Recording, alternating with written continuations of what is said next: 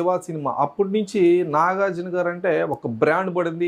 ఒక యాక్షన్ హీరోగా ఆయన తెలుగు సినిమాలో ఉన్నారు. ఎందుకంటే ఆ టైంలో ఇటు బాలకృష్ణ గారైనా సరే, ఇటు చిరంజీవి గారైనా ఒక వెలుగుతున్న టైంలో అక్కినేని నాగార్జున వచ్చి తనకంటూ ఒక ప్రత్యేక గుర్తింపు తెచ్చుకున్నారు. ఇప్పటికి కూడా తెలుగులో 4 పిల్లర్స్ అంటారు. ఇటు బాలకృష్ణ గారు, ఇటు చిరంజీవి గారు, ఇటు వెంకటేష్ గారు, ఇటు అక్కినేని నాగార్జున. ఎందుకంటే తెలుగు సినిమా అంటే నలుగురు హీరోలు ఇప్పుడు ట్రెండ్‌కి ఎవరు అడిగినా చెప్తారు. అటువంటి ట్రెండ్ క్రియేట్ చేసిన అక్కినేని నాగార్జున ఒక బ్లెండర్ మిస్టేక్ చేసాడు అనిపిస్తుంది. ఎందుకంటే 'కూలీ' సినిమాలో ఒక ప్రత్యేక పాత్ర అని చెప్పి సినిమా షూటింగు జరుగుతున్నప్పటి నుంచి కూడా ఈ సినిమా గురించి చెప్తూనే వచ్చారు. ఎందుకంటే అక్కినేని నాగార్జున 'కూలీ' సినిమాలో రజనీకాంత్ హీరోగా ఒక సినిమా చేస్తున్నారని చెప్పి దాన్ని తీసుకొచ్చారు.